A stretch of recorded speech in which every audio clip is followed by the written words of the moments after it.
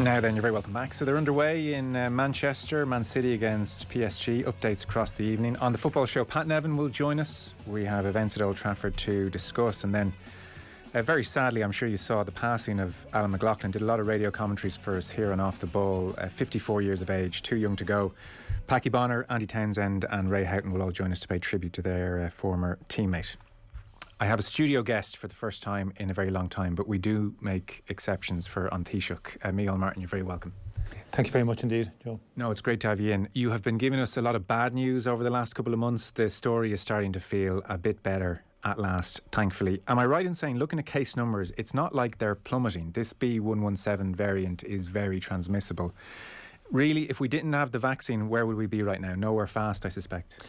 Yeah, could I just, first of all, just be associated and sympathise with the family of Alan McLaughlin. I think he brought us great joy and got us to the World Cup way back with that goal in '93. So I just think it's very sad for his wife and for his kids. And I know you'll be paying tribute later. The vaccinations are very important. And I think it's extraordinary in such a short space of time that the world has managed to produce so many safe vaccines. And they will be key to the restrictions we've brought in to both getting case numbers down, but crucially to get us to live life more normally again. And they'll be particularly important as we reopen up society and reopen up different sectors of society. And it was great last week that children were back on the playing pitch and adults will be back on the playing pitches shortly. And competition then early in June in terms of club competition, all competition. Which I think is very good news, and I think is very, very important, because we were all getting worried, to be frank, in terms of the impact of the absence of sport on mental health, mental well-being, and just the sheer joy of it. On the children's situation, not training, for instance, there are certain things that those of us who are trying to do our best can see the sense of. I think a lot of us struggle to see the logic in children being in classrooms together for hours on end and not being able to go to training together for an hour in the evening. What was the logic there? Well, the public health logic was that when they go training in the evening, it's not just with the same bubble, it's with a cross-section of kids from different backgrounds and different families and different schools, so you're mixing a bigger cohort of kids. And obviously they could do the sport within the school. But that was the public health advice logic to it. And was part of you thinking, well, look, outdoor has proven safe and the benefits outweigh the risk on this one? How close were you to letting kids go earlier? Because it was a huge bone of contention, certainly. We were close. In fact, I don't want to be talking out of school, but politicians generally, I mean, some of the politicians, particularly who have younger kids, got this very quickly. And if you remember back in the autumn, we actually brought kids back earlier with a view to getting them out on the pitch. The problem, though, as public health would point out to us, is that it's not so much the kids playing, it's all the parents coming along, sharing cars, standing around the pitch, in crowds, congregation. Also, we learn a bit more. We learn a bit more all of the time as you journey through the pandemic. So the outdoors is far better now. There's far greater confidence about the outdoor setting than there might have been some months ago. Hence the fact that we're driving forward now with outdoor sports in particular. I'm going to stick largely to sport here, because there are enough current affairs journalists who can ask you about vulture funds and the housing crisis and the economy, and that's all hugely important. But it's rare to get to talk to Taoiseach about sports. It's a great opportunity for us to do so. I'm going to jump around lots of different things. In the short term, spectators at matches is the big question we've had in. The number one question from everybody was, when can we go back to matches? Is there a timeline on that? Well, we would hope to do it this summer.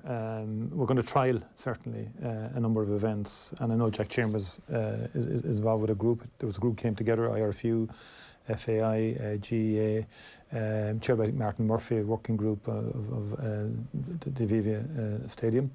Aviva, and they drew up actually a very extensive protocol back in October. Then the third wave came. So they're going to update that now.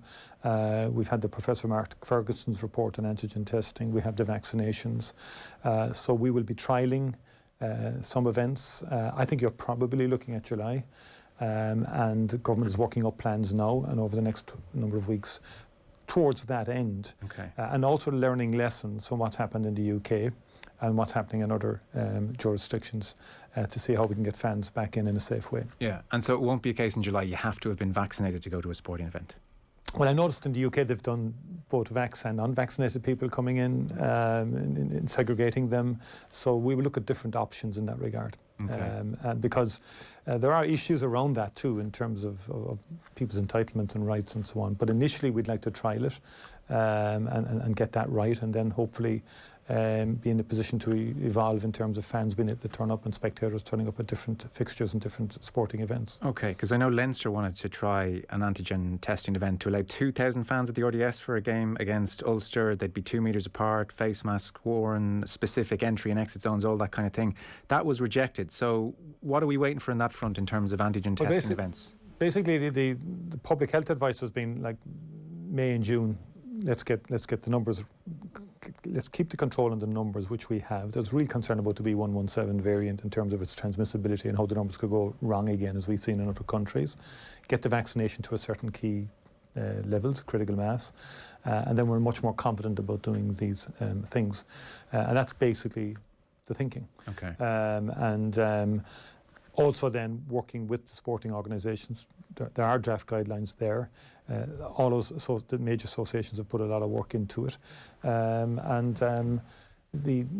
Again, there's been difference of opinion in terms of the efficacy of antigen testing.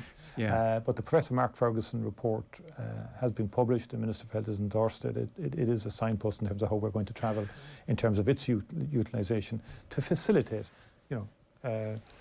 spectators coming back and in other locations as well.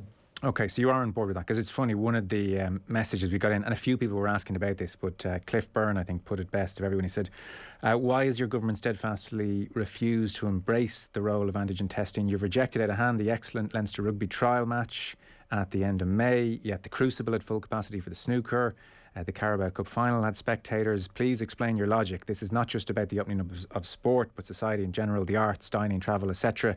He says, we're lagging far behind other nations, Taoiseach. The science on the value of regular and repeated antigen testing is very clear. Will you not use it as a vehicle for sport to launch this? So you're saying you will be using it? We will be using it, but I just want public health don't necessarily agree with that. Do they not? No, there's a divided opinion on that. People have difference of opinion on that. They've never been overly enthusiastic in the Republic in respect of the efficacy of antigen testing. That said, others have been, and others involved in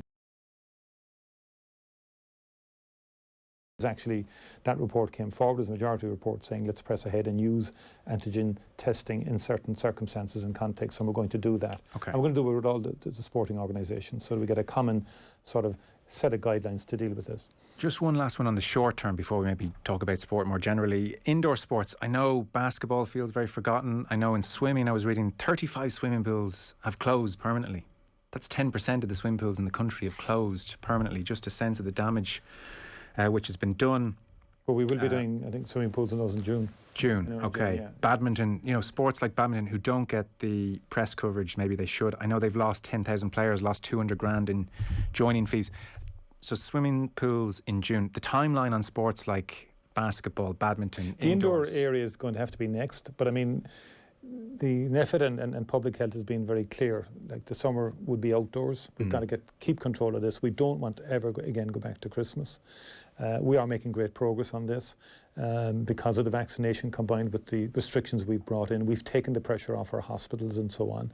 So I think the next stage, logically, once we have the outdoor situation more or less sorted, that we move then and concentrate on how we can bring indoor sports back. Okay, so you're correct. It has suffered enormously. And reading between the lines, are you telling me really, because of the nature of indoor sport, we're talking vaccinations before that gets the all clear? If we're saying summer is outdoor, we're now into what, September, October territory for indoor? Look, by July, a critical mass of the population will be vaccinated first dose, So and again, if we can get protocols, you take basketball, again, if we can minimise, I mean, the spectators indoor obviously will be down the track somewhat, but if we can get the protocols right and certain measures in place in terms of testing and so on, we do get it that indoor sports urgently wants to get back. Okay.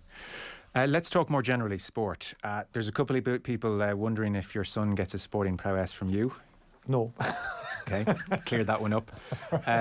On GAA, this is one that has come up on the show recently. Government grants. So I've checked this. Sport Ireland say this is down to you. This is not down to Sport Ireland. GAA players, inter-county GAA players, the men get 3 million per year. The women get 700,000 per year. That can't continue, I presume. No, we will equalise that over time. I think we actually, in our engagement with the sporting bodies last year, we got from them an estimate of what they required, and we more or less met the majority of that, both from the women's organisations and indeed from men's organisations in different codes or in different sports. So could you be a bit more specific? The ladies' associations were looking for how much, and how much did they I don't get? have the specific sums with me now, but we kind of more or less met the demand at the time. Okay. In terms of what would be required to sustain them through the COVID period. So, for example, in terms of Gaelic football and hurling, the ask was a significant one in respect of the All-Ireland Championships. And the point was made that it would be very difficult to have an All-Ireland series at all if we didn't provide substantial funding at the time. Sorry, yes, I should be clear. I'm talking away from COVID. This is not a COVID thing. This is just generally. My view is we have to move to 50-50. It has to be equality, absolutely. That is a policy agenda of ours to equalise the allocation of funding. So would I be right in saying then there's no reason by, well, some would say this year, but let's certainly say by next year, that should be 50-50 in government grants? Next year, I think it should evolve into that, yes. But I think we should, in my view, in terms of, for example, expenses for players and so on like that, there's no excuse for... Yeah. No, I'm talking government grants. I know, but you see, the grants relate to your expenditure to and what you can realistically draw down in any 1 year, okay? And so that's the only caveat there. So, in current funding, if you have to build up your capacity. So, for example, you might have so many officers appointed, now you might have more in 2 years' time. But we should work to a situation where it's equal funding. On the capital side, it's about capacity as well, what stadia are being built. And I think I would like to see in Gaelic games, for example, one organisation covering men and women, and the funding being allocated equally. Okay. Under all, just to give an example. I suspect, and we'll get on to, for instance, Olympians are desperate for funding, lots of them. There's the carding system. So I make it about 2 million per year goes in the carding system. That's 100 athletes. I think about 16 are on the top grade of 40,000 per year. A lot are on the 12k per year. So you have the likes of, I was reading an interview recently with a Sarah Lavin hurdler, doing it all on your own, not getting a cent. Someone like Annalise Murphy completely lost her funding.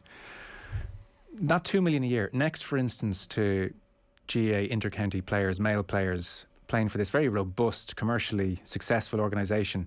Do they need 3 million a year of taxpayers' money when the GAA could give them that money very easily? What's the logic there, as opposed to Olympians desperate? Why? I mean, part of me wonders, is this just lobbying? Is this, there's a club in every parish type thing? I wonder about that one. I think those players should get grants and should get expenses, but I'm just not sure the taxpayer should be giving it to them.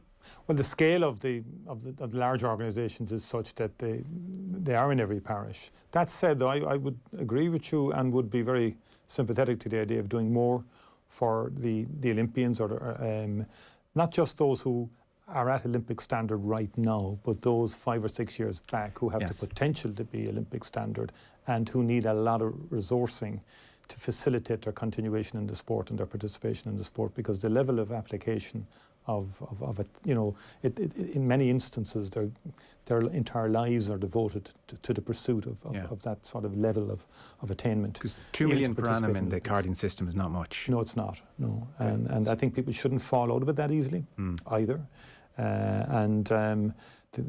People should graduate, and I think in some respects they kind of need more before they get there than when they actually get there. So whose responsibility is that? Who's going to look at that? Obviously the Minister for Sport, but also government more widely. The Minister for Sport will require support from government, but that's something we can be supportive of and improve upon. Yeah, and the 3 million in grants for GAA players, you're happy to continue that? I mean, look, it's not a massive sum of money in the Exchequer. Well, a lot of it goes out to scholarships and stuff like that as well, but you're talking about the GPA in general, is it? Yeah, that deal. It would. Someone might quibble and say, well, that 3 million could be spent elsewhere. The GAA, commercially so successful on so many levels, they have more than enough money to look after their amateur players. The taxpayer shouldn't necessarily be stumping up when you've got, for instance, Olympians getting zilch. Yeah, but I think the Olympic thing should be improved upon. Sure. Equally, though, you take at that level of particularly the inter-county level now, the level of effort and level of commitment made by players across the board is extraordinary now. Yeah. And the demands, even though it's an amateur sport still, the demands are very right up there now. If you look at the top teams and the level of input from the players is quite extraordinary. No, it's true. Look, I think it's maybe a lot of people think it's fair enough as well to give a lot of enjoyment, so we won't quibble too much over that one. I spent the day trying to figure out who is spending money where, and I mean, it's hard to get your head around everything. So I dug into the Olympian carding system and the 2 million and how they're scrimping and saving. And then all the way over in the Department of Agriculture, we've 19 million going to the Greyhound industry. Again, that's a hard one to square. I know the opposition tried to stop an increase to the Greyhound industry this year, and the government rejected that. What's the logic on 19 million to the Greyhound industry? Well, it goes back a long time. Yeah, it's a legacy issue, really. It's a legacy issue that was around the development of the sport, in terms of revenue generated within the sport, in terms of betting levies and so on, that some of that would go back into modernising. If you remember all those modern stadia around Greyhound stadiums, no, they're no longer flavour of the month as they once were. I can recall in the certainly in the late 90s, early 2000s. It's huge. There was a Greyhound Stadium were being modernised. People were having their night out there. Companies were going there and so on. Likewise with the horse racing industry. So there was almost a sort of industry, this is an industry, this is a sector. Yes. That's important in terms of job creations, not just in terms of a sport on its own. There was a kind of a broader remit to that. So that was the context in relation to that. And there does need to be a rebalancing of that, and particularly in terms of other sports. I mean, I take a sport like boxing, for example. I think it's very underfunded. It needs, particularly at the grassroots level, I think the clubs we need far better facilities across the country. Some great work being done by many boxing clubs across the country. They need more administrative capacity. But with that administrative capacity the projects would come through then. Yeah. Very often the projects don't come through. So why did the government vote then to allow an increase to the Greyhound industry this year? If you're talking about it, there needs to be a rebalancing. The opposition tried to stop an increase and you said, no, we're giving the increase. Opposition threw shapes, but their heart wasn't in that either. I mean, I know that this goes on politically and I'm sure it does. merry-go-round, but I mean, the point stands. But it's the funding, the rise. I mean, from, as I say, originally it was levies and so on and betting levies, and the money went back into the industry. And again, there has to be increased there is an increased focus on the industry now. In terms of some of the behaviours and so on. Well, I'll come to that in a second, but again, it's just striking.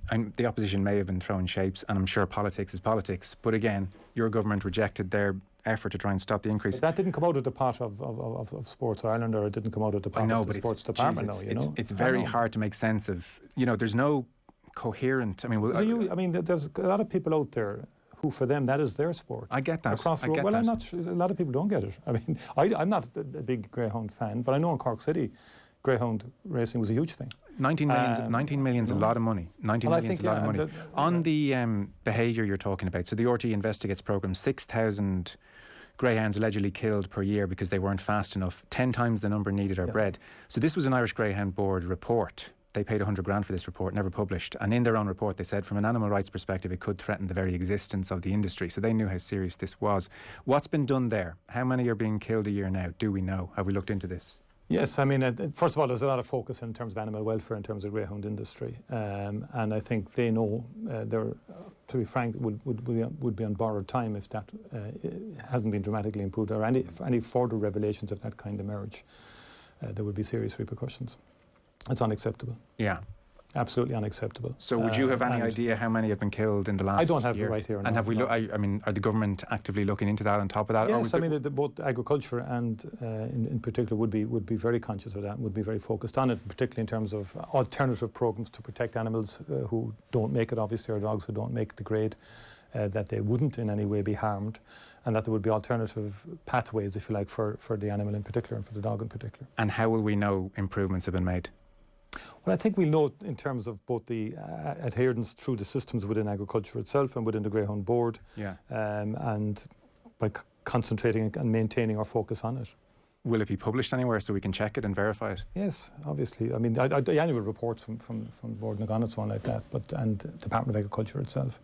Okay. I mean, we've no agenda in terms of perpetuating something, in terms of cruelty to animals or anything like that. And so do you know that the most recent report show an improvement on 6,000? I haven't been over this in the last while. Obviously, I'm dealing with a lot of other I understand issues. That. I understand so I haven't been over the specifics of the greyhound industry itself or its performance in relation to this. But obviously there's been a very strong focus on animal welfare, in particular within the greyhound industry itself. Okay, well, we'll come back to it. We'll look out for that report and look out for concrete improvements. PE, I really want to talk to you about PE. So, Government Sports Policy Document 2018 to 2027 says inactivity costs the health service 1.5 billion annually. Huge sum. I'm sure you're well aware of that, and you've been Minister for Health and Minister for Education. So Lancet in 2012 said 4,000 deaths in Ireland due to inactivity. Some of the stats, we had Professor Niall Moyne on recently. He said we're headed towards a cliff. 1 in every 5 primary school children are overweight. UCC did a study recently, and they said motor skills, which were generally mastered by 6-year-olds, such as jumping, throwing, catching, hitting, any type of sports ball, are now out of reach for many children by the time they reach 12 or 13. There was an Irish Health Schools Fitness Challenge 2017. 33% of 16-year-old girls, 40% of boys did not meet the fitness levels that can help prevent diseases. The point is fairly clear. We're not in a great place. 1 hour per week PE, I would put it to you, that is no longer fit for purpose, given the social changes, the more sedentary lifestyles, and that the government and the state need to step in here and do something really quickly about the activity levels of our primary school children. 1 hour per week. What's the plan? Where are we headed with that? Is it going to be 1 hour per week when you depart office? Well, first of all, the 1 hour per week, structured PE at primary level has been historically problematic and depended on teachers or depended on particular sports. And the tradition was, if you were into sports, you got far more than your 1 hour a week. Yes. And you did a lot more. You could be lucky with your teacher or unlucky. Or if you were sporty, you got plenty of opportunities within a given school. But then if you weren't going to be playing on the school team or weren't training, you were less lucky. And so that hour was actually an improvement in terms of putting it formally into a structured, saying you have to do the hour, everyone has to do the hour. It was much better at post-primary because post-primary had developed with structured PE classes. And also then in terms of the physical nature of schools, in terms of providing property for PE halls, big improvements over the last 20 years in respect of that compared to what had gone on before. And then you have a relatively short school day. And traditionally in Ireland, there was the maths, English, Irish, sure, and a whole lot of other subjects. No, just as an important point from the teaching I understand there's a legacy that's being put in. Yeah, so there's a legacy issue here. But where are we going? When you increase it, you take out something else. Yeah, well, and that's going to be the issue. I would put it to you that needs to be done. Do you not agree? Or else you need to look after school as well and see what you can do. And I would certainly support the increase. But again, right throughout the primary school day now, we keep saying to the schools, we want you to do X, Y, and Z to solve the wider problems of society. And within the limited hours that a primary school operates within, it ain't going to be possible to do all of that. That said, physical education, in my view, is essential for your mental well-being and for your academic performance as well. And there's a lot of evidence out there that the more physically fit you are, the better you will actually do academically as well. Yeah. So I would support that. But so where are we going then? Like let's do more than say on this one. Like of all the things I wanted to talk to you about, this is the most important one. Like your great legacy is the smoking ban in many ways. The whole, just a phenomenal thing to have done. This is where you can make such a huge difference because it falls along socio-economic lines as well. I mean, the wealthy families, their kids are in training. It's the underprivileged areas where this is becoming a bigger issue.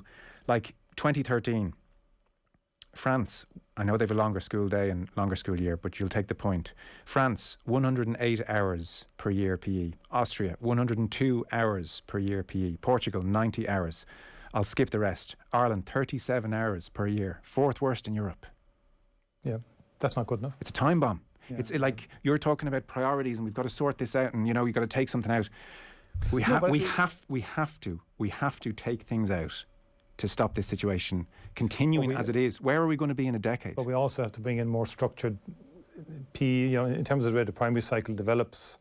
You have the one master teacher, if you like. Well, could I suggest a simple-ish solution that you in 3, 4, 5 years we could be up and running with this? Have a designated PE teacher for one school or 2 or 3 schools, like the GA officer goes around.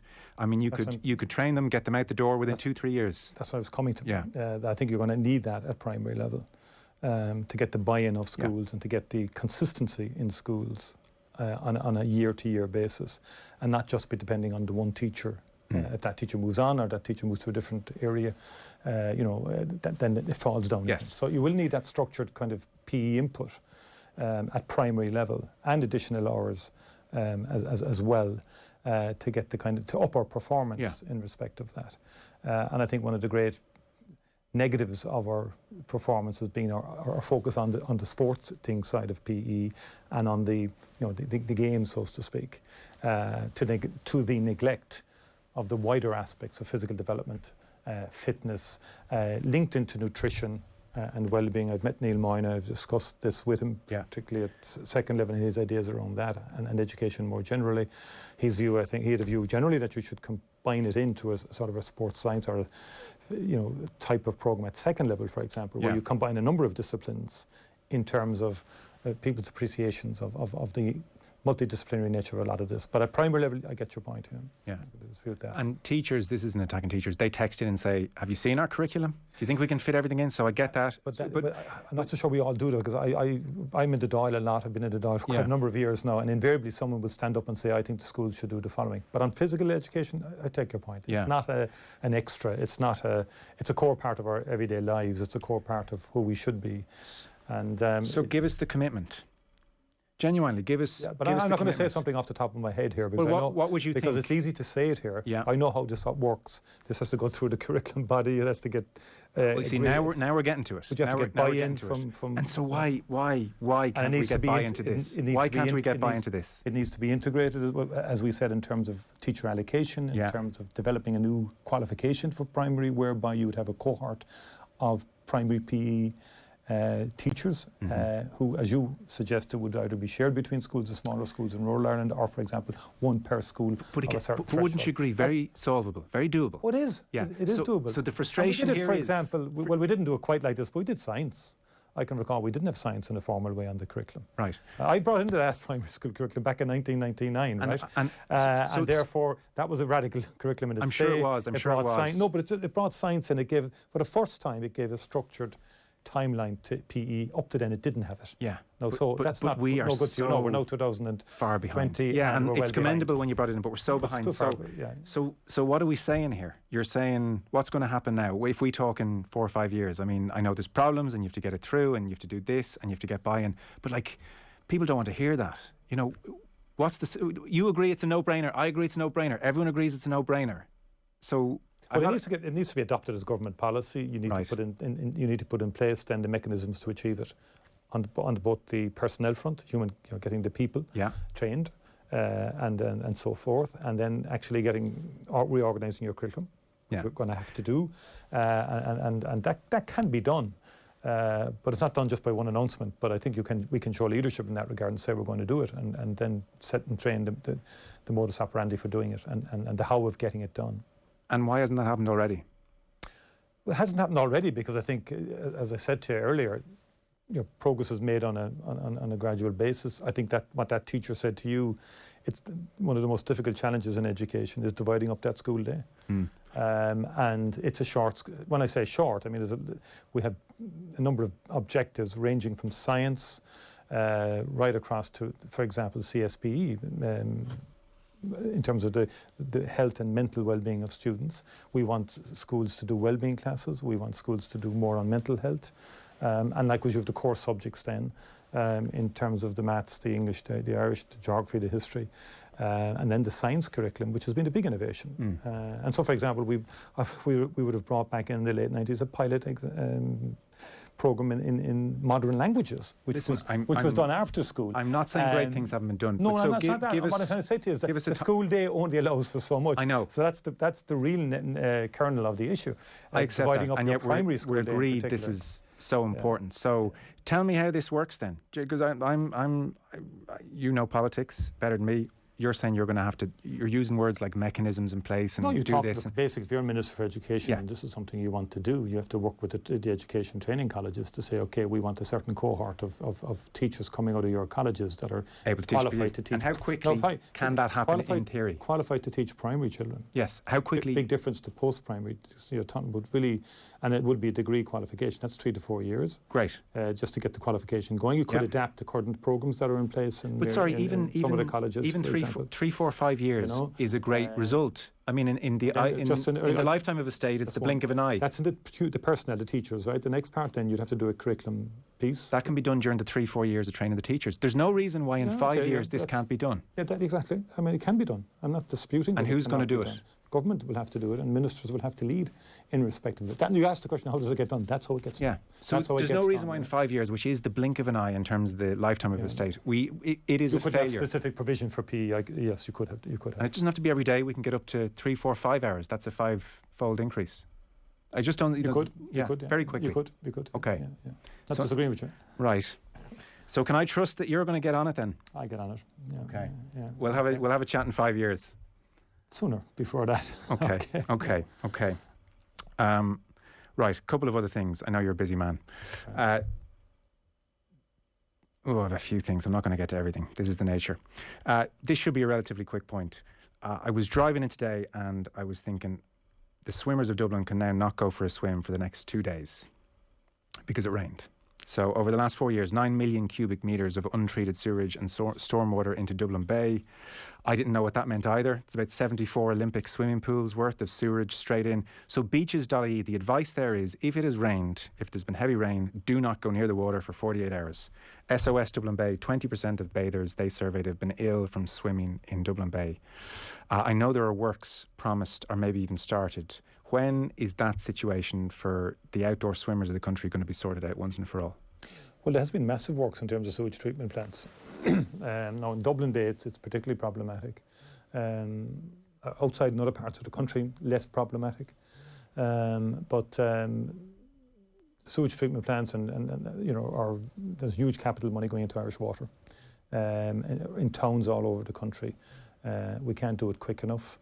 Additional allocations have been made this year again to try and get waterworks done to basically treat all sewage going into all sewage should be treated going into our harbours and into our waterways. Our waterways are very polluted. So is there a timeline on when that will be sorted out? Well, there is. It's ongoing. Like, we're working at it. We've, in terms of many seas, many parts of the country, it's okay to go swimming. But Dublin Bay specifically, it's very difficult, yeah. And so when will it be in a place where rain for 2 or 3 days doesn't knock the whole thing into unswimmable? Look, I don't have the specifics in terms of specific areas of Dublin Bay, but the work is ongoing in terms of, there's huge capital going into Irish water to deal with a lot of effluent going into the sea and in a lot of towns and in Dublin as well. It's quite substantive. The Capital Sports Programme, there was just a point I wanted to get your thoughts on. 2 years ago, you might remember, I think it was Shane Ross's constituency got a hockey pitch, 150 grand grant, and the whole world went mad and complained. We had Professor Paul Rouse on from UCD that evening to talk about it, and he was making a very interesting point. Almost the days of, the sports minister's home constituency getting X, Y and Z are kind of gone. That's been cleaned up a bit, but what you have now is a system which maybe more subtly favours certain areas. So you take Minister Ross's constituency, very professional, people not intimidated by the application process. They get stuck in, they take advantage of it, they get their 150 grand. There was nothing untoward there.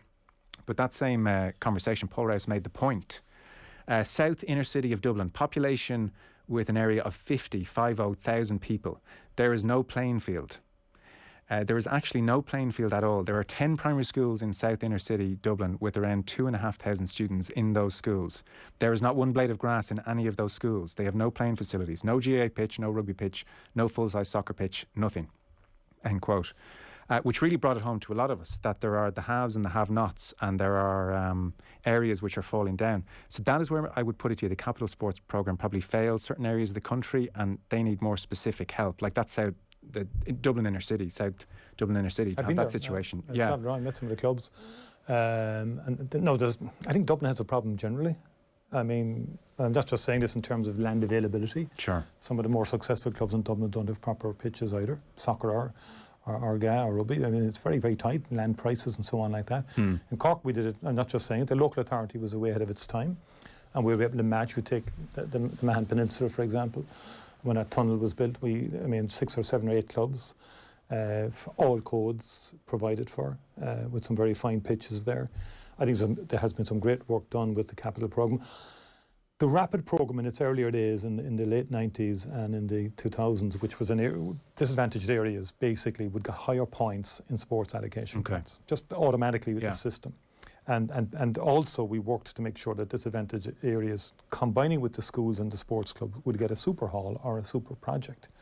That's how I would do it. And when I want to go back to that, and I've convened a group of ministers to look at those areas again, the areas that are more disadvantaged, and say, bringing departments together and saying, we want to make sure that the kids in that area have better facilities than anywhere else, to give them the lift up. Okay. And that was effectively pursued in different times. In the past, and we can do it again. We have to do it again, in my view. And also your point about we can't make the system too hard for people to apply. And many of the clubs applying are voluntary clubs. Now, they come to us in our constituency office. Or people are kind of well versed now in terms of how to fill in application forms for sports capital grants. But it's not fair, I think, on volunteer committee members of amateur sporting clubs of any code, that the hurdles they have to jump now in order to get a grant. It can be intimidating. It is intimidating. And then suddenly they might get, because so many applications go in, someone might say, oh, you don't have planning permission there, or you didn't fill in that form, or you didn't get this latest thing about licenses from, for example, you might say 5 schools will use this facility. If you don't now have a license agreement with schools, that's too bureaucratic. And I think after all, we're just giving grants to clubs. We're not paying for the entirety of the project. Yeah. That said, the sports capital programme, I think, has caused a transformation over the last 20 years in terms of sports facilities in the country, across many, many different codes. There are some sporting codes, as I mentioned one earlier, which I think haven't benefited to the same extent, maybe because of what you were saying, in terms of having the capacity to get the project together, get the land acquired, and get the partnership with the local authority to get the project up and running. And I think local authorities have a key role in this respect, and we have to value amenity land more. Okay. I get a sense in Dublin that hasn't happened historically. I have 3 last quick ones, and we can keep them brief because we've gone over time. World Cup bid 2030, and all anybody said to us was, can we not sort out League of Ireland facilities before all that nonsense? We can do both.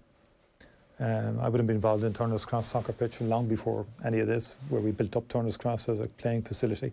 I remember Turner's Cross as a young lad. There wasn't a seat in the place, and you had a tin shed, literally a shed for the players to tug out. And now the Munster Football Association, again, it's interesting, they came up with the plans, and we progressed at Tallaght Stadium for Shamrock Rovers. Governments have provided funding for, but I think we should up it a bit in terms of the league itself, the current funding. And is that going to be possible, just with this, everything we've gone through in the last year or so, are we headed for a big recession, big cuts? Like the sports budget, the aim, for instance, is to double the sports budget to get it to 220 million by 2027. Is the economic fallout of all this going to mean all bets are off in that respect? Not necessarily, no. Okay. I wouldn't say that. And I think the sport, in relative terms, sporting expenditure isn't huge, yet the value of it is enormous. I think the model of soccer has changed. It puts the League of Ireland in huge difficulty. We have 2 or 3 clubs every year. What I mean by that, the Dundalks or the Shamrock Rovers, we used to be there, Cork City and so on, and we'll be back. But the funding underpinning of it is very difficult, and then there's work, I think, to be done in the schoolboys league. I think some of the academies have taken from the clubs in terms of players. But I think there's a shortfall there. The Business Post did a piece a couple of weeks ago. And for people who aren't too sure of this, basically the League of Ireland clubs now are going to take over the academy structure. 13s, 15s, 17s, 19s are the 4 teams. There was an estimate from a couple of sources, different clubs, saying the cost of that for the League of Ireland club will be between 70 and 140 grand a year. UEFA will give 50,000 a year to each club. The FAI will give 10,000 a year, so that's 60 grand. So there's potentially a shortfall there of 80 grand. There is therefore a concern that in a decade we'll be talking about a generation of Irish footballers who weren't best served. They can't go over to the UK anymore because of Brexit. Is it your remit to fund the academies? Will government be stepping up there if needed? Because a lot of these League of Ireland clubs, I think we can. With the association, we can, and if the association prioritises, which probably didn't do in the past, we can step up to the plate on that. Okay. Because I think that is important. Okay, good. In terms of giving a sustained underpinning of the operation. So hard cash in effect. Okay, good. Last 2, because clock really is against me. I presume, and I know you are a sports fan, you enjoy sitting down watching all your sports, the Irish football team or Six Nations or all of that kind of stuff. Six Nations could disappear from our screens very shortly. Twice now, the protected list emerged in 2003 after a Republic of Ireland soccer match ended up on Sky Sports. Rugby was not put on that list. 2010, Eamon Ryan tried to do it again, came up with a number of events, Heineken Cup matches involving Irish provinces, GAA provincial finals, the All-Ireland quarter semi-finals in football, hurling, Cheltenham, and the Six Nations. Again, lobbied, and that fell by the wayside. So, I mean, the numbers here are incredible. For instance, a Heineken Champions Cup match on RTE in 2006, quarter-final, same stage, 255,000 people watched it. The following year it was on Sky Sports, 47,000 people watched it. In rural Ireland, 111,000 people watched that match in 2006 on RTE, 9,000 watched it in 2007. Australia would show you take it off terrestrial TV. Like, Ireland matches are now disappearing potentially. Amazon could swoop in. It's easy. I'd say they can't believe their luck. You know, France have it protected. And if it disappears, the Australian experience would suggest participation drops down, interest drops down, money drops down. It's bad news in the long term. Is there any effort at play to reconsider putting, for instance, Six Nations matches protected in the same way that the Irish football fan is protected and the GAA fan is protected? Why is the Irish rugby fan not protected in the same way? I know the RFU are coming in saying, "Oh, look, don't do it to us." But I mean, last 2 decades, they've survived just fine with RTE and Virgin taking the Six Nations. I'm with you on that. I understand what you're saying. So is Catherine Martin looking at that, or where are we on look, that? I'll be honest, I haven't spoken to the ministers yet. And I think, look, COVID has dominated our lives for I understand. the last the only 6 or thing 9 is the months, rights are up this year, so it could disappear my next year. My instincts are to protect those that are fundamental to our...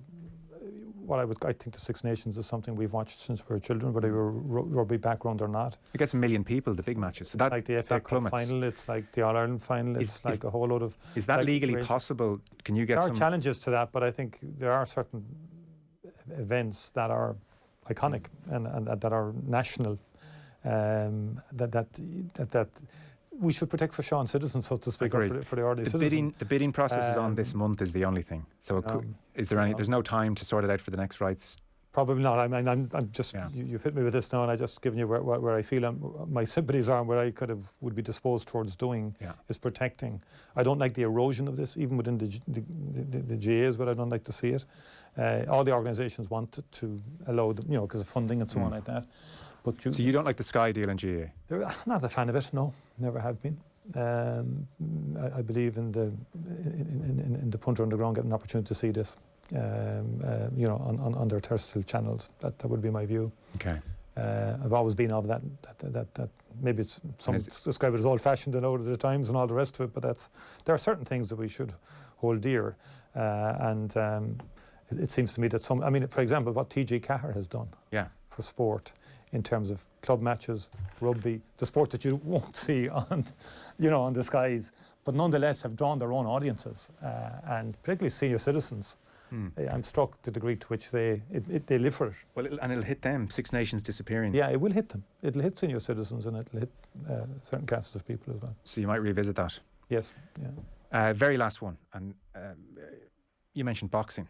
So, Katie Taylor is a professional. We've never seen her fight a big fight in Dublin. And I know in the broader scheme of things, diplomatic relations were made in relation to certain Irish involvement in boxing overseas. But closer to home, talking to a couple of journalists who were in the know here, it would seem, based on briefings from Gardaí or those in authority, that it's just simply, we are at a stage in 2021 where it's not deemed safe to have a big professional fight in Dublin. When is that likely to change? How can we be in this situation? Well, I think the whole world of professional boxing is in difficulty. I worry about it. Great time for amateur boxing. I'm not as enthusiastic with professional boxing anymore. I was. I mean, Muhammad Ali, to me, is my greatest sporting hero. And I love the sport. We kind of lived through it. Mm-hmm. But I don't believe we can see it anytime soon from what we are hearing. Right. It's not safe. And from the nature of it, of the sport. It's very challenging for the athletes because they want to be the best at their sport. But it's not a comfortable environment right now in some areas, no doubt about that. Okay, and won't be for the foreseeable? I can't see it, and if that's what the Gardaí and others are saying, well, that's it, and we've seen what has happened here already at some events, and it's not good. Well, I think we must be the only capital city in Europe that can't stage a big fight like that. That's where we are. That's where we are right now. Yeah, that may change, but I think it's very problematic at the moment. And you need to the very clean interests have to be involved in terms of the staging of these fights. It has to be above board. There can be no issues around it.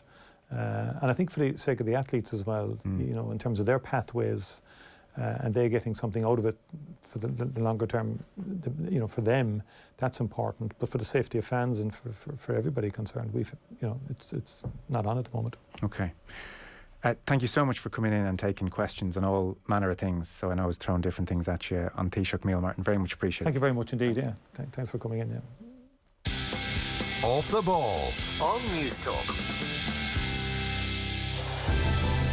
Show Me the Science with Professor Luke O'Neill. A News Talk original podcast series focusing on different issues, from the serious to the silly, all explained through science. Catch up on the podcast series at newstalk.com or on the News Talk app. Sean, what's that thing going round the garden? That is our new Husqvarna Automower. Automower? Yeah, it's a robotic lawnmower from Husqvarna. Cuts the grass automatically, has GPS tracking and an app. Even works in the rain. I just thought, why spend time cutting grass when I could spend it with the family? Great! You can put the dinner on, so... No can do, love. Have to paint the man cave. Husqvarna Automower. Never mow again. Learn more at husqvarna.ie. Guaranteed Irish has been around for almost 50 years and has always been about doing the right thing. Today, business members work hard to support jobs, keep our communities alive and help the Irish economy recover. Guaranteed Irish supports 1,500 businesses, from Indigenous SMEs to locally based multinationals, across various sectors, employing over 100,000 people across Ireland. So, look out for the G and know you're playing your part in Ireland's recovery. GuaranteedIrish.ie. Altogether better. Peter's TV was... not made for a house full of people with different tastes and shows, that's for sure. So, he sent it to the Virgin Media Wellness Retreat for TVs, where it got hooked up to the Virgin TV 360 box. It came back Totally rejuvenated. Now all the housemates have their own personal profiles, so we don't get mixed up with each other's shows, you know. It's all about boundaries. It sure is, Peter. See what else the Virgin TV 360 box can do for your TV. Visit virginmedia.ie. Bring on amazing. Subject to availability. T's and C's apply. Our grandfather founded Stafford's Funeral Homes in 1953. Generations later, the people we've met and the lives we've helped to celebrate continue to be our inspiration. That's why Stafford's now have some of the most comfortable facilities in Ireland and provide more choice and control for families. Inspired by our grandfather, Tom Stafford, we are proud to serve our community with the highest standards of funeral care. Stafford's. Trust our family to take care of yours. Now, that bit of stretching the evening has this lot in great humour. Mind you, they're already delighted with themselves, saving a load by switching the car insurance to the AA. Still, it's nice to see them smiling, because it'll be gone when they see what I did with their dinner. Right now at the AA, we're offering €100 off car insurance online and up to 10% off your quote when you buy AA membership. Who's got clever car insurance? For our best value car insurance, visit the AA.ie. New business policies only. Minimum premium of €280. Terms and conditions apply. AA Ireland Limited Trading as AA Insurance is regulated by the Central Bank of Ireland. Off the ball. This is News Talk. Now then, you're welcome back. By the way, just as he was going out the door there, Taoiseach said he'd come back to us on the PE and school things. So we might see where that goes. That would be the big one out of all those things, I think, long term. And I do genuinely believe he'll try and do that. Where are we? Man City are 1-0 up in PSG, I see. Sorry, I wasn't keeping an eye on that game for obvious reasons. Let me just flick down and see who scored here for you. Who scored for Man City? It was... I'll have to check. Sorry, apologies. First 30 minutes flown by. It seems City are on top. I'll double check that for you in a sec. But Man City are 1-0 up, and so that puts them 3-1 up on aggregate. So you would think they're in decent shape. And here I have it. Mahrez. Sorry that took so long. Riyad Mahrez, 11 minutes with the goal for Man City against PSG this evening. So you would think that is City through to a Champions League final. We've got a busy football show on the way. Terribly sad news on the passing of Alan McLaughlin. A couple of his former teammates, the likes of Andy Townsend and Packy Bonner and Ray Hetton, all very keen to come on and pay tribute to him. So that's on the way in a moment. We'll talk to Pat Nevin about the protest at Old Trafford. Andy Mitten was on with the lads this morning on OTB AM. Really good chat with the lads in full. Here's a brief sense, though, of Andy Mitten, editor of United We Stand, his thoughts on the Man United fans' protest. Sometimes things just happen. And what happened at Old Trafford on Sunday, yes, the protest was organised for a time and a place, but everything else just happened naturally. Nobody planned to get inside the stadium, and it's just this body of people